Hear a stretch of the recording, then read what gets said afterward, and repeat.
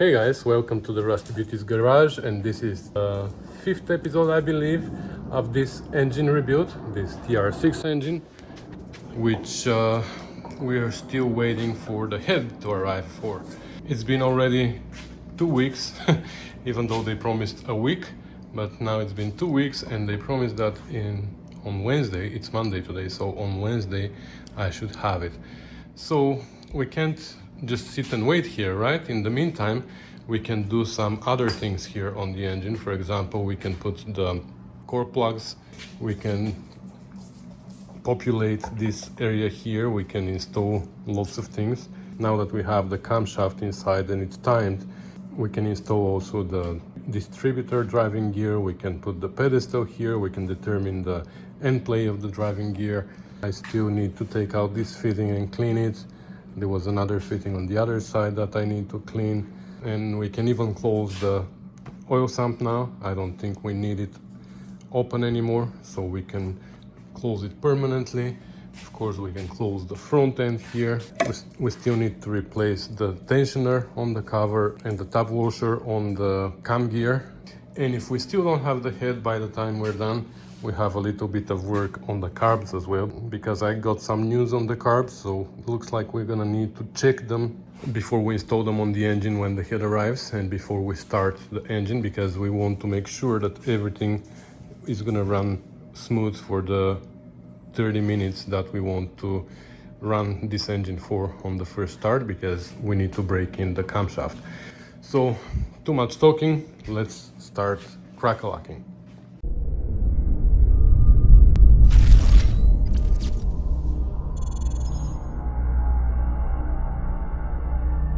Here in the front we still have work, like I said. We still need to replace this tap washer with this one. On the timing cover we need to replace the oil seal and the tensioner. And of course we need to install the oil thrower here in the front and put the sleeve here. And then we're gonna close the cover, and that's gonna be the first job for today. Okay, let's change this tap washer first. We're gonna remove the bolts one by one so we don't ruin our timing that we so carefully double checked and triple checked last time. So, like this.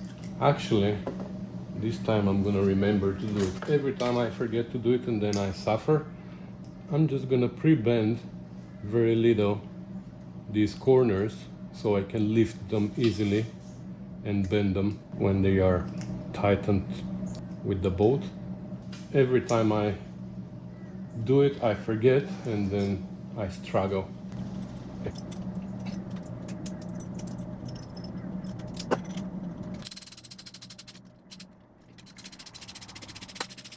Cool, and now it's easy, you see? When they are not bent, good luck with that.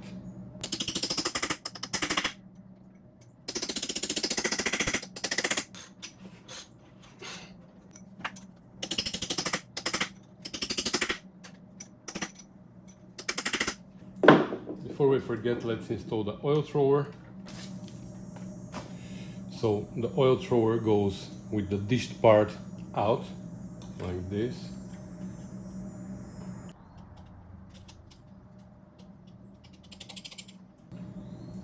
And at the end, we're gonna install this sleeve, which is for the oil seal to ride on. So it needs to be nice and smooth. This one is right in the middle. The sides look pitted, but here in the middle is where the seal rides, and that's good. So it goes with the beveled part in. Actually, we're not gonna put it yet. We're gonna put it after we install the cover. And the reason we have a beveled part here is to go easily through the oil seal when the oil seal is mounted. Oh, this animal. I hate this animal that makes this noise. It ruins all my videos. I'm sorry. Okay, so we're not gonna install this yet. Let's take care of the cover. Okay, first let's remove the tensioner, which is tricky normally.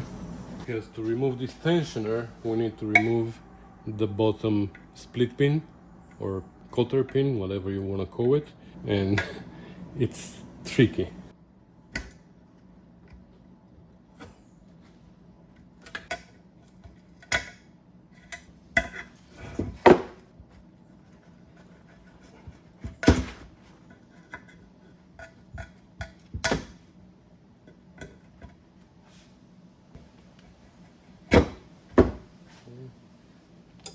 Pin is out.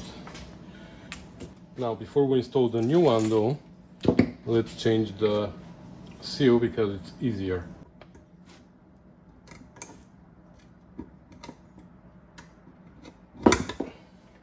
Okay, we're gonna put some oil on the seal, just a little bit on the outside and inside as well, so we can facilitate the pressing process. Look at that. It happens that I have a pulley which is from my F-150, the idling pulley. It's just the same size as the seal.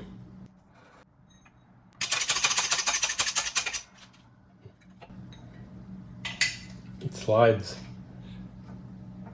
I'm gonna put the old seal here right against the new one. The chances to slide are less, and now this won't slide on this side of the seal.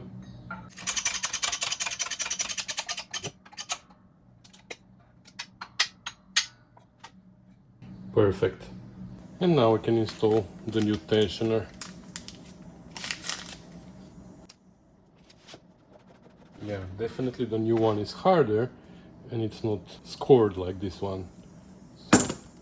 So we have those spacers at top and bottom, like bearings, you know. We should take a note that the two holes for the bottom and the top split pin are in the same orientation. So by looking at the top hole, we're gonna know exactly where our bottom hole is. There you go. So now if we put this pin on in this orientation, we can easily find the bottom hole as well.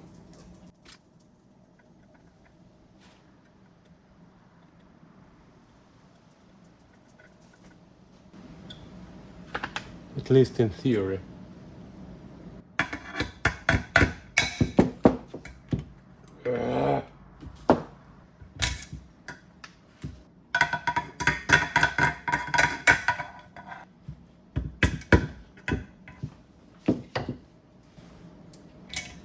Wow, turned out to be harder than what I expected.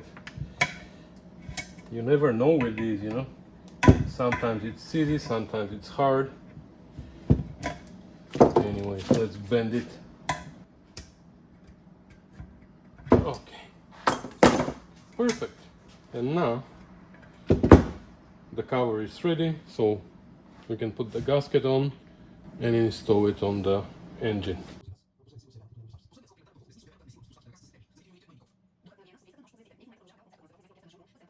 Okay, last check here. We have the oil thrower, we changed the tub washer and bent the corners. We have the gasket with gasket maker on both sides. On this side we have the new seal and the new tensioner. So we are ready to install everything. The sleeve here we're gonna install after. And the reason for that is because if you have the sleeve, it's super hard to install the tensioner. I've seen actually on one of the engines that I disassembled, the tensioner was put like that. So there was no point of it, obviously. But now that we don't have the sleeve there, I can hold it actually like this. And I have all this room here now to play and just kind of slide the tensioner this way. And that's it. It's super easy. You know how many times I hurt my wrist here? I think I have it in video even. I don't pay attention and I smash this pointer, which is the pointer for the top dead center. Anyways, now here there are a few holes that there are a few threaded holes that go straight into the oil pan. There's even one, this here goes into the water jacket. So this one, you see, I can go all the way. So on this one we need a copper washer.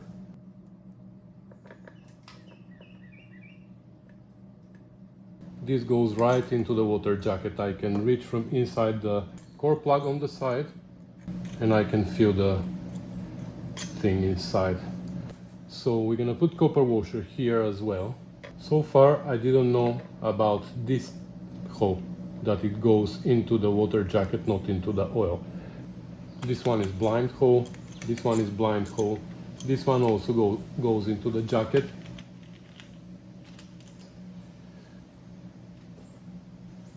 Then this one and this one need to be short bolts like this, because this one hits something. I'm not sure what we hit here. So you see, as soon as it goes in, after the plate, it literally makes my tool to go sideways.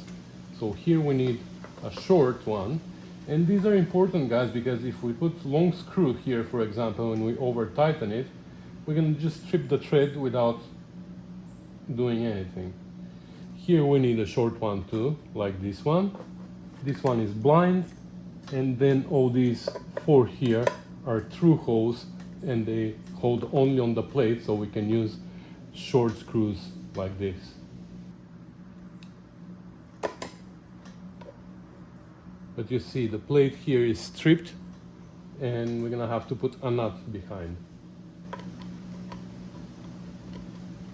Okay, and the rest are just regular bolts. So we have those four that are true, regular bolt, short one, regular bolt with copper washer, regular bolt with copper washer, regular bolt with copper washer. Okay, and now we're gonna put a little bit of oil here and a little bit on the sleeve so they can slide easy. A little bit on the outside of the sleeve as well for the seal. And now you see, now it makes sense that the bevel is going first, right?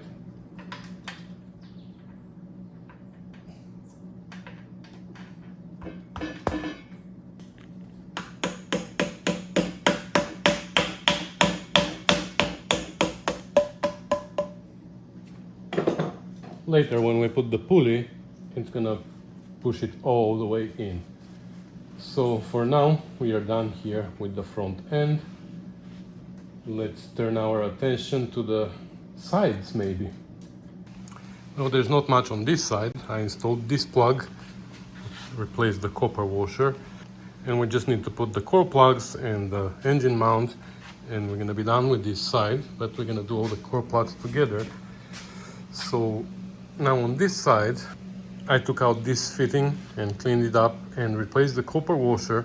I'm not sure, there must be a copper washer here behind, but since there was one, I just installed another one again. If it's not needed, it won't hurt. So next, let's install the oil pressure relief valve. And if you remember here, we got a new spring. So this spring is the new spring, which is supposed to be 4 centimeters exactly. That's, I don't know why, this is a number from the spec that I remember by heart. The spring goes there and it goes like this, so that's how simple this valve is.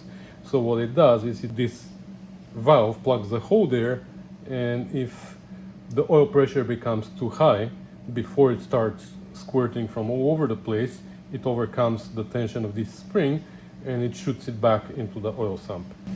Let me see if I have a copper washer for it. Okay, this one fits perfectly. So if you have low pressure in your engine, that's the first thing to check, to see if that spring didn't lose tension, and just lets go the pressure before it builds up, you know. So here, if you remember also, we took out the oil gallery plug so we can clean the oil gallery, because we washed the engine and maybe there was water inside. So I opened the oil gallery, sprayed WD-40 in it and blew multiple times with air gun. So we shouldn't forget to close this and this end as well. The other ones I didn't remove. This one here, one here, one here, one here, but these are really risky to take out because they use an Allen key and they are metric. So this one is 5 mil, the other one on the back is 6 mil. These are 5, 5, 5, and 5. But if you use Imperial, there's one size, I don't know which one, but it's very close to 5 millimeters. But it's a little bit smaller. And if you use that, it strips it right away. And if it strips it, you're in trouble. How do I know? Ask Chef Tash. Okay, next let's install the core plugs here, which are 1.25 inches for this side. And I was hoping that I can get away with a short socket here without removing this stud, but it turns out, I don't know, I might try, but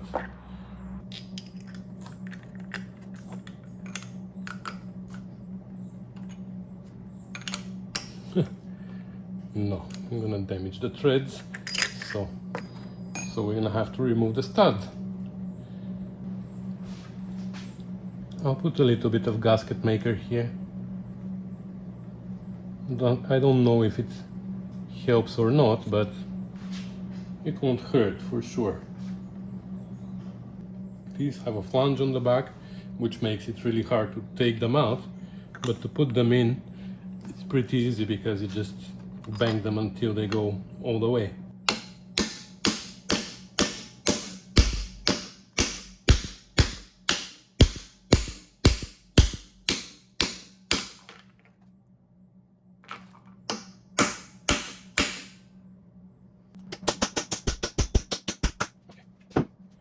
And since we started with this, let's go around the engine and do them all.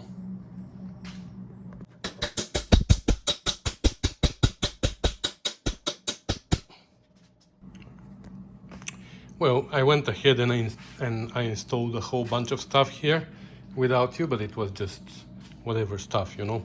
The oil filter, the oil pressure switch, fuel pump, the engine mounts, the pulley in the front, on the other side, the other engine mount. So these are all things that don't require too much detailed instructions, right? Anyways, so we only need to deal with the rear end here whenever the engine is taken off the stand. So I just need to flip and install the gasket at the oil pan. And last but not least, there's one more thing here that I want to film with you, and that's the distributor driving gear and the pedestal for the distributor. So there's a procedure here that confuses some people for whatever reason. So what happens here is this down there, if you see that slot all the way in the hole, that slot is the top of the oil pump. Something needs to drive the oil pump, right? And that's the distributor driving gear. So they call it distributor drive gear, but it doesn't drive only the distributor through this slot here. Also through this slot, it drives the oil pump down there. It's been driven by this gear on the camshaft, and this gear, they mesh together, and the drive gear drives the distributor and the oil pump. However, this gear rides on this bushing here, so we have to make sure the surface is nice and not scored. And on this side, this is the surface that rides on that surface down there. So that's how this gear goes. For now, I'm not gonna even bother centering it. We're just gonna put it inside. That's not all the way down. We're gonna put it down later. I just wanted to show you the other side now, that the top of the gear, this surface rides on this surface here. So this is the pedestal for the distributor, but it kind of blocks the gear from going up. But imagine what would happen if that bushing down there is a little bit too big. Now I can take it out. Wait. Come on. Okay. So imagine what would happen if that bushing down there is a little bit too proud, like by 5 thou, let's say.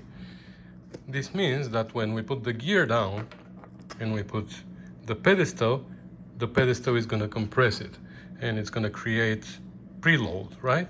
So then the gear is gonna have lots of friction, it's gonna weld itself to this, or it's gonna damage everything there.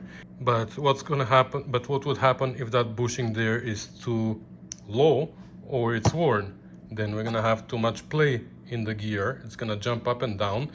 Eventually it's gonna disengage from the oil pump and it's gonna be a mess. So it's very important to make sure that here we don't have preload and we have a free play of, I think it was 5 thou. I'm gonna have to look it up.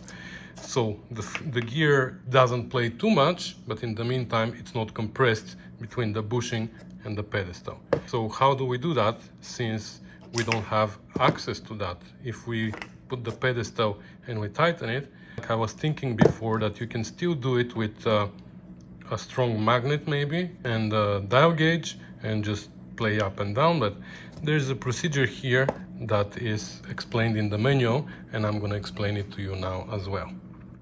So first of all, we need to drop the gear. Also, the gear has a direction, but for now we don't worry about the direction because we're gonna have to take it out multiple times still. So we just need to make sure that this slot engages with oil pump down there. So we're just gonna drop it down. It turns as it goes down, you see, because it engages with the teeth on the camshaft, but it's still not all the way down. So let me set you up on the tripod and we're gonna play with it a little bit. Now it's engaged with the camshaft, but if I start turning the engine now, the camshaft is gonna turn the gear as well. But since the oil pump is stationary, eventually, I keep pressure here on it with my finger, eventually, there you go. It drops down and engages with the oil pump. So now, the bottom surface of the gear is on the bushing. And when we put this pedestal here all the way down, how do we measure the end play now? I can actually feel that there's an end play. Maybe I should try that. Now, if I have a dial gauge with long reach, I can actually try. But you know, this gear also is engaged with the teeth on the camshaft, so it needs to spin as it goes up. So I'm not really sure this is gonna work. So we're gonna do it the simple way, the one that it is explained in the manual.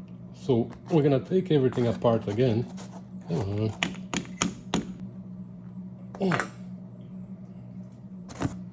gonna take out even the gear. Then we're gonna take a washer that fits around the gear, or on the gear, on the shaft of the gear. It needs to be nice and flat, not bent, and without any damages on it, because it's gonna be used as a spacer and needs to have a precise measurement. So we're gonna measure its thickness. So the thickness of this washer is 57 thou. We're gonna put it on the gear, or actually we should better drop it down there like this, and then we can put the gear back in, going through the washer, of course. Now we can start turning the engine again. So now we engaged with the camshaft. Oh, there you go. So now we engaged with the oil pump as well. So you see where we're going, right? Now I can install the pedestal again, and of course now we're not going to be able to close it completely to go all the way down.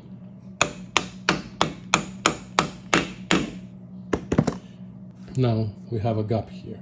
So let me put 2 nuts here. We're not going to tighten them super tight, but we're just going to snug them. And now of course we have a gap here because the gear was raised by 57 thou. So by measuring this gap and subtracting it from the thickness of the washer, we're gonna know exactly what the difference is and what our end play would be. So I'm just gonna take a filler gauge and I'm gonna take a whole bunch of leaves and we're gonna try to measure how thick this gap is.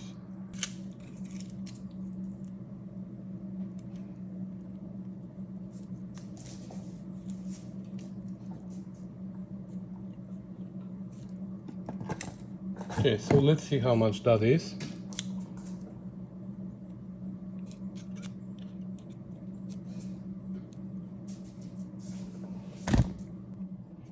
Rusty. Okay, so that's 54 thou. 54. So if we subtract 54 by 57, this means that we're gonna have 3 thou end play of the gear. And if you don't understand how that works, it is because the washer is 57 thou right now. And by raising the pedestal by 57, we end up with 54 thou gap here, right? Imagine that we want to close this gap. What do we need to do? We need to shave the washer that's inside by 54 thou. That's going to allow the pedestal to drop down and close this gap. And the remaining of the washer is going to be only 3 thou because we shaved 54 out of the 57 thou. So this imaginary 3 thou washer down there, if we remove it, we're going to have 3 thou end play of the gear. So we already have 3 thou. However, we need to have a gasket here, which I believe is about 3 thou. So with the gasket, we're gonna have 6 thou end play. I'm gonna check now and see how much it needs to be. But if we need it to be bigger, we can put more gaskets.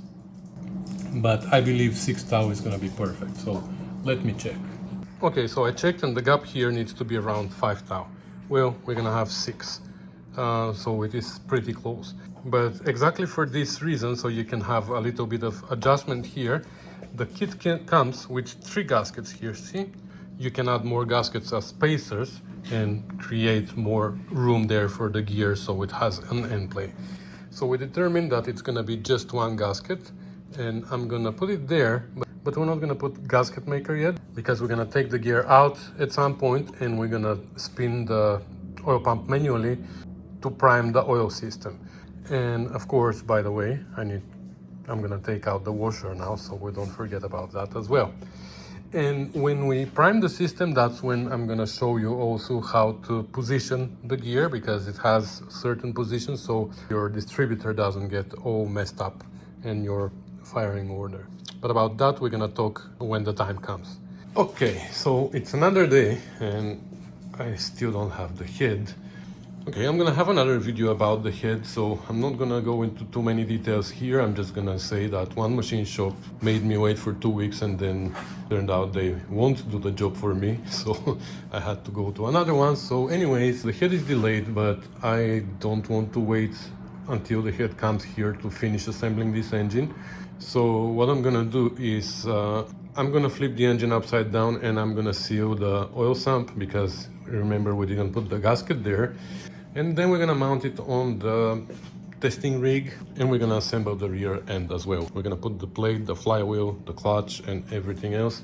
And we're gonna even install the transmission on it. So everything is gonna be ready when the head comes. We're gonna just put it on top, install the manifolds and the carbs and the rockers, and there's still gonna be so much work after the head comes. That's why I want to check off everything that I can before the head comes, because this project is taking way too long now and I just want it done. Anyways, let me get crack-a-lacking on that. Alright, so here I believe everything is finished, everything is torqued. Just double checking, but I believe we are ready to put the cover on. I have the gasket. I have gasket maker on the block, both sides of the gasket, and on the cover as well. So I looked in the manual and it doesn't say anywhere that you need copper washers for the bottom. But this hole is through hole, this is through hole, this is through hole, and this one as well. So we have 1, 2, 3, 4 both locations that are through. And nobody tells you that you need to put copper washers there. But I will, to avoid any leaks. And we have to make sure that here in these 2 locations on the rear seal body, these are quite shallow, 3/4 of an inch depth. So my bolts for there, after the lock washer, are about a little bit over 1/2 inch. The other ones are the same length here for this particular engine, but I've seen them longer, and it doesn't matter for most of them. They are quite deep Look, that's almost an inch here.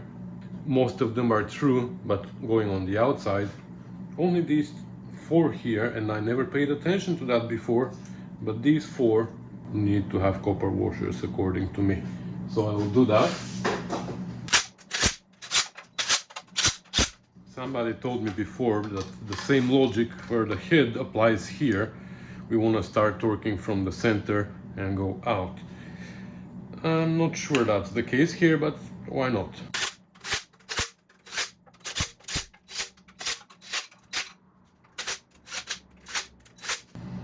Okay, so according to the spec, that's funny. According to the spec, the torque is 34 foot-pounds. Maybe for the ones that go into the block, okay, but the ones that go into the ceiling block and the rear oil seal body, I'm not going to 34 in any case. So for there, I'm gonna go to 16, which is normally the torque for when this size of a bolt goes into aluminum. For example, the rear hub to trailing arm attachment, that's 16 foot-pounds. So I'm not going tighter than that in these 2 cases. Even that, yeah, it's like too much. I'm gonna turn it down and see how much that is. So that's 10. Okay, so it's more than 10. That was 12 and a half, 14. Okay, let me see. 15. Okay, I'll go to 16. That's 16.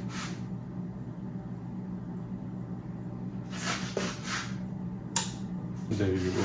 Okay, I'm happy with 16.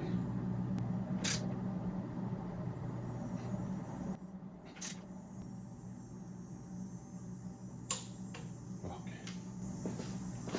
And these 2 as well. And the rest I can do 34, I don't mind. Okay, and last but not least, the brand new oil sump plug.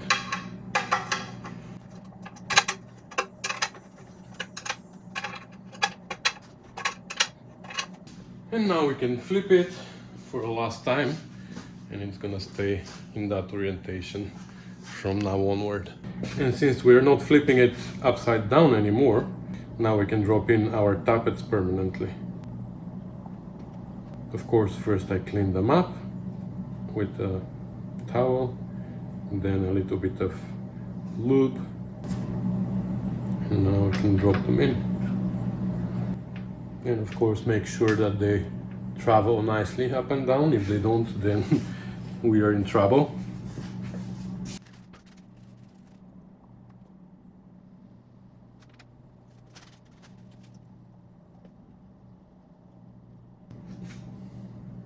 Somebody told me to check them for hardness, the faces, because aftermarket tappets might be of lower quality, but I don't know other way to check them for hardness than to scratch them with a file, which I really don't want to do. So I'm just gonna trust Most Motors. They're a reputable supplier, and I believe they tested the quality before they bought and sold something that's so important for the engine. It's a good idea to check them, but how? I have no other way. Okay, now, because we have to lift it, we can install also the lifting eyes. And somebody also commented before, when we were talking about the longer studs here for the head, somebody said the longer studs go here and here because that's where the lifting eyes go. I don't think that's correct. I think that's for TR4 and TR3 engines. I think we lift them there, but for TR6 there's specific place for that. So this is where the lifting eyes go for TR6. We might need to remove them later. They might be in our way for the head and everything, but for now we need them to lift the engine. And I think we're ready for liftoff, aren't we?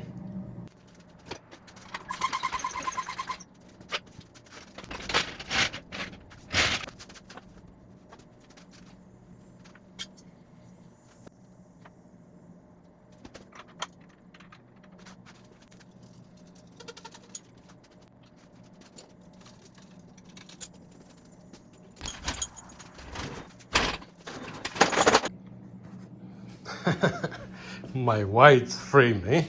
Never seen a white frame before, so. So anyways, it's mounted. For now it's sitting here on this box of wood, but once I mount the rear plate, the flywheel and the clutch, I'm gonna move the whole thing forward. So this rail is gonna sit somewhere here. Here we're gonna mount the radiator and everything, so that's gonna stick out. And we're gonna have more room here for the transmission to be a little bit on the cart. Like most of it is gonna be over the dolly, so we're gonna be able to put support under the transmission just like it is in a real car. Okay, I just chased these threads here because we haven't chased these before and they were a little bit stuck, and some of the bolts that I took out from here were really bad.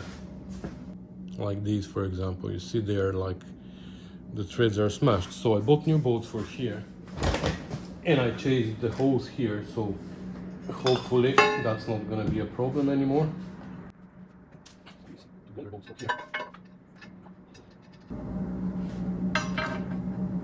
Nope, not here. So here, this is where the transmission mounts later. Here. Only these internal hose. Okay, that's all I believe. 2, 4, 6, 7 bolts here.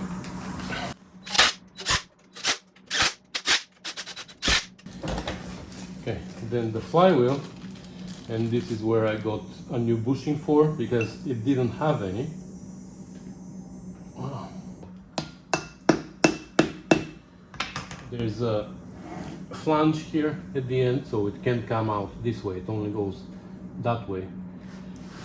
This we're gonna clean before we install the clutch, don't worry. And now there's a dowel here. So here on the flywheel, somebody put marks before.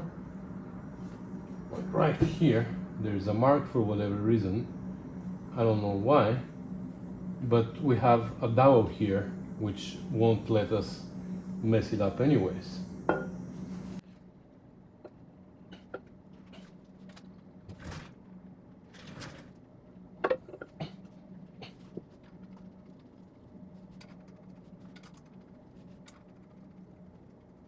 And this is, guys, where I got interrupted by a phone call from the machine shop.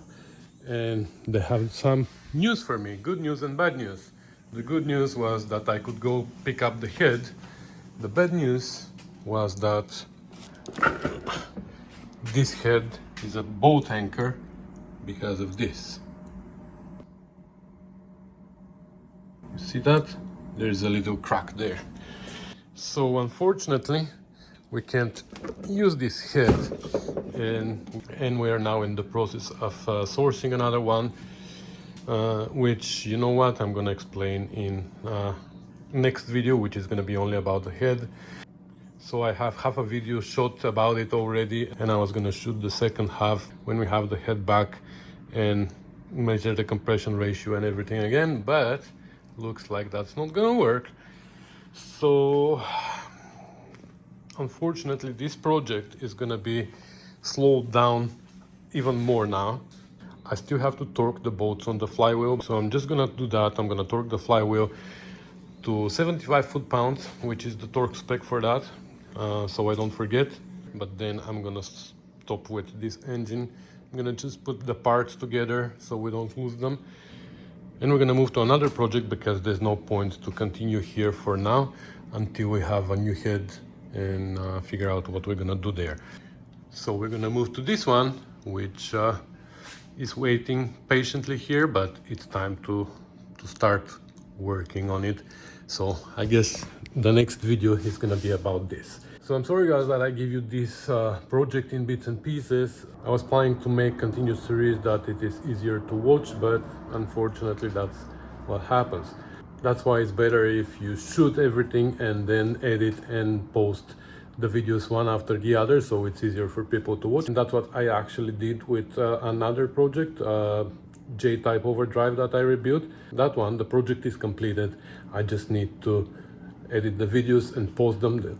So it's gonna be 3 videos, I guess, and I'm gonna post them with 2-3 days difference, so it's gonna be easier to follow. let's try that, huh? So anyways, guys, thanks for watching, thanks for commenting and subscribing, thanks for supporting the channel financially, thanks for everything that you do for me. If you're not a Patreon yet, you can become one by following the link into the description of this video, or you can make one-time donations at elin.yakov at rustybeauties.com, where you can send PayPal transfers or e-transfers if you're Canada. But again, you don't need to do that in order to watch all my videos. They are all free. That's only if you feel like supporting the channel financially a little bit, but that's not gonna buy you anything other than the satisfaction of saying thank you, Elin. But even if you don't do that, you can help me by liking, subscribing, sharing, and all these good things that you can do, because that's also support for me, because you're helping me grow the channel and get a little bit more revenue from YouTube. So with that said, guys, thanks for watching, and I'll see you in the next one. Bye.